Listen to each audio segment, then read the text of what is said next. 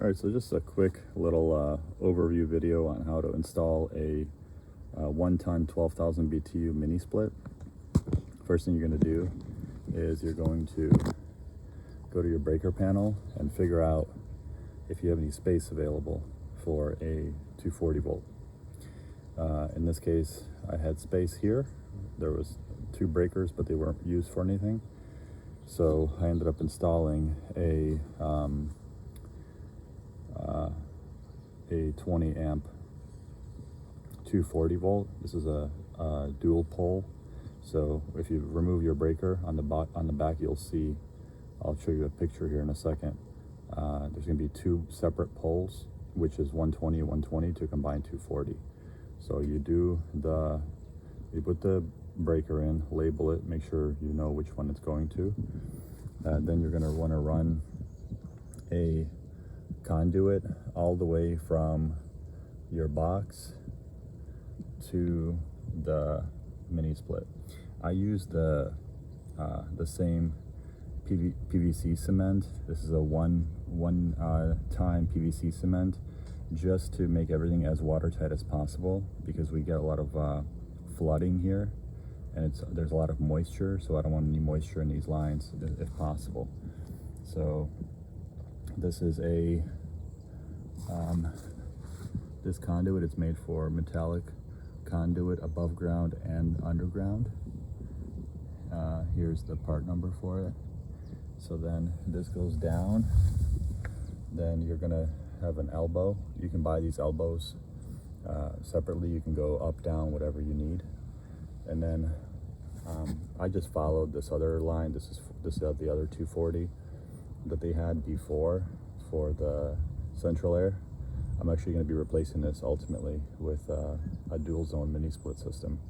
Anyway, so you just follow this line all the way and just zip tie it every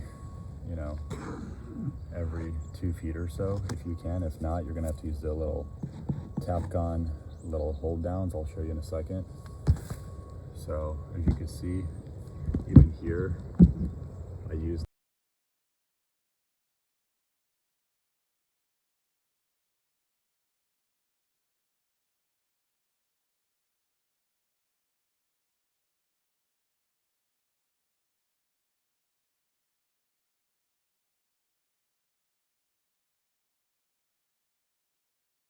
So even over here, I use the CPVC cement just to prevent any water getting into these lines, because the water level here was about this high.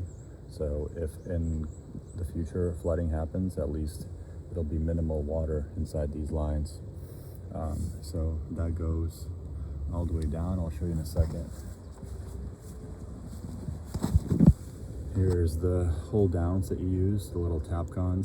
I just use one on top. I got to add them along the bottom as well to hold it in. It's made by JM Eagle.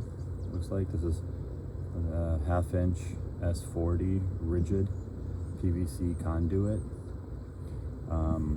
So you do that, and then you add another one every couple of feet. You have to add these little hold downs just so it's being held in place correctly. So then from there, it'll be a line like that, and then it goes up. There's another elbow here, and then again the CPVC cement at every point where you have to transfer. Another hold down. And then over here, what I like to use is these little flexible, you can buy these, they're like $7 a piece at Home Depot. They're little flexible hoses, and there's already a seal right there that goes directly to your disconnect box. So this disconnect box, this is a regular unfused disconnect box. It does not have a surge protector or anything. You can get one with a surge protector. They're a little bit more expensive, but they're nice to have. This was like the cheapest one that they had off Amazon. I think it was like $18. So So this is going to be your entry with 240 volt, and this is going to be the exit. This goes, again, this is a little 90-degree adapter, and this will go directly to the actual mini split unit itself.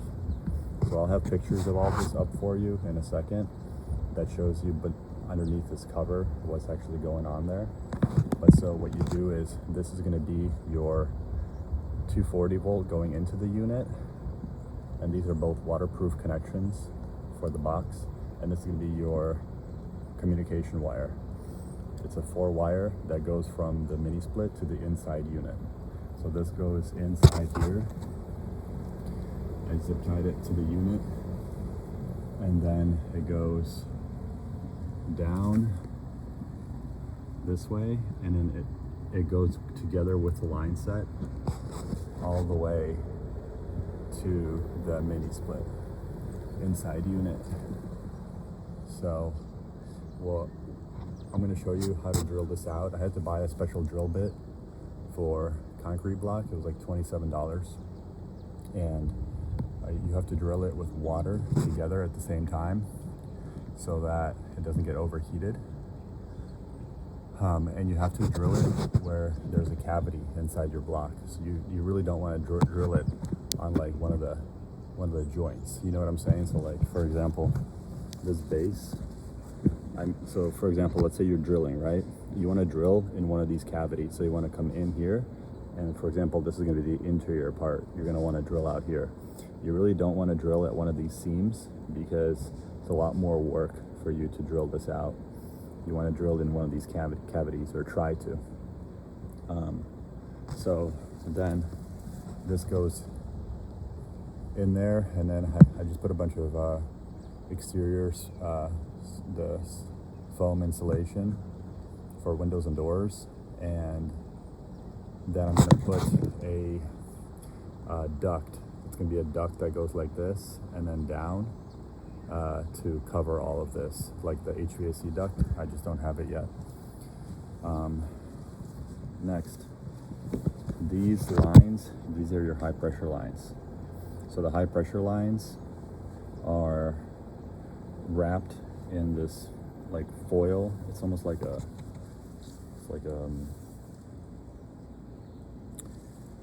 you know, the HVAC foil tape that they have. So I'm going to finish wrapping all the way, because this is what they give you in the kit. It's that white fabric, which was not enough, and I had 2 rolls. So I'm going to buy some more of this foil and go all the way up. And then after that, I'm going to put the ductwork over up to about probably there, just to make it look a little nicer. The high pressure, the line connections, by the way, are right there. They're right in that area. There's a high side and a low side, and the communication wire and the condensate hose. So this base, I just made real quick out of, I had some leftover, like block leftover, and I just made this base. Like, I didn't want to buy those. First of all, I didn't want to attach this thing to the house because you can get a lot of like vibrations in the bedroom. If it's very quiet, you might hear this like vibrating a little bit. So I hate attaching these to the house. I always want to try to leave like a couple feet between the unit and the house itself. So this is just like regular block that I spray painted just to have it like that. I clearly made it a little bit longer than it should have been. I'm going to remove this section altogether. You don't need it. And then on top, this is like a base, a really heavy base for an old dining room table that I had. So just temporarily, I put this on top to prevent any kind of not so much water, but heat. Because here in Florida, there's a lot of heat. So you want to try to have these units covered up as much as possible, because the more these stay in the shade, the cooler your inside air will be. okay, just basically. So just find some sort of like piece of hardy backer or any kind of like cover that you might have to prevent these from getting hot. So yeah, this is pretty much the entire setup here. This hose is a little bit too long. This is what came in the kit. It's a 16 foot. I would only get probably like 10 foot next time, but unfortunately they're like standard length.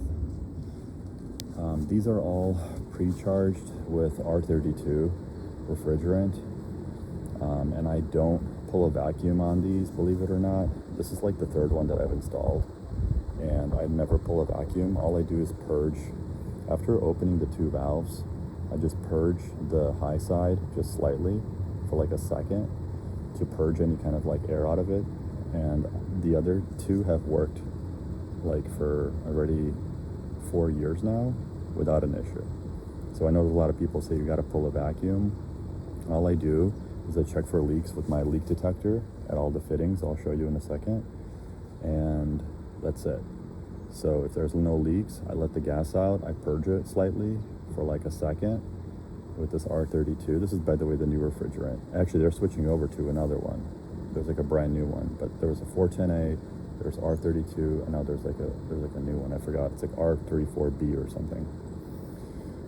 So that's, in a nutshell, that's it. The most annoying thing is, I guess, running the electrical wiring from the breaker.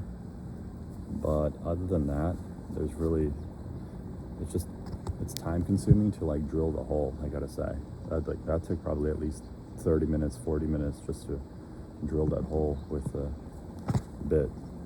By the way, on here, you will see right here, you will see that what your unit requires. So on here it says this unit requires 208 up to 230 volts. It'll give you your max current and your maximum overcurrent protective device. So 15 amps in this case. So I went with a 20 amp breaker, so it's a little bit overkill. Here it tells you how much refrigerant your unit is holding. It holds 1.65 pounds or 0.75 kilo of R32. It comes already pre-charged. Don't forget, you don't have to charge anything unless you add line set. So if you have like a long run of like 50 feet, 60 feet, or 100 feet, then you have to add refrigerant, but I'm not getting into that. So it tells you when it was made, yeah, how much it weighs, the whole deal. You got to register this, by the way, to get the warranty from Daikin, because otherwise, if you ever have issues with it in the future, they're not going to warranty it for you. So that's pretty much it. I'm going to add a couple clips and a couple photos in a second for you, just to kind of like show you along the process. I didn't document every single little thing because then this video would have been like an hour long, right? So, but this is pretty much the setup, and it's like ice cold. I'll show you the inside unit here in 1 second.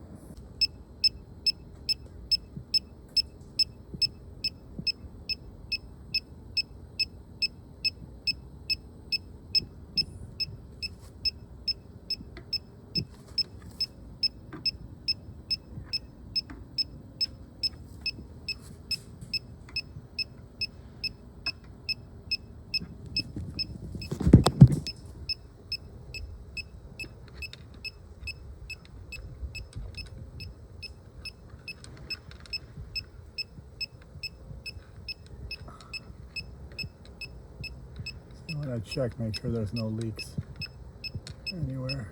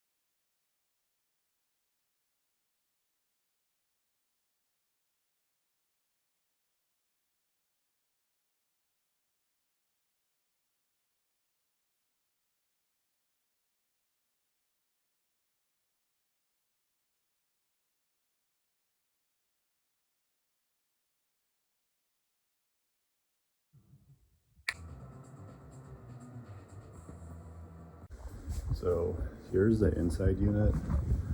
I'm gonna actually turn this off for a second so you can hear me. Oh, it has a, I'm gonna show you these things real quick. It has an eco mode button. So if you turn that off, it'll actually kick the compressor into like a high mode, and it'll be like ice cold air, but it ends up being too cold. So I put it into eco mode because it's way too cold for this bedroom. Here's the unit. Turn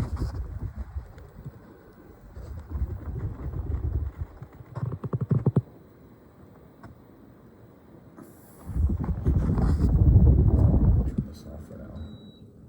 You're gonna want to level this, make sure it's level with the top, and you're gonna want to sketch out before you attach this unit. You wanna take measurements of it, and you want to sketch out for the frame. I'll show you the frame in the photos of this video, but you're gonna want to make sure that, most important, that your hole going to the outside is at the right position, right? So you're gonna want to measure that hole so that you know, like for me, what I did was I just went off this window.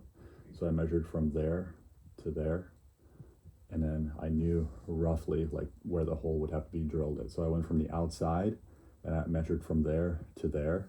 And then, as I was saying, sorry, I got a spam call.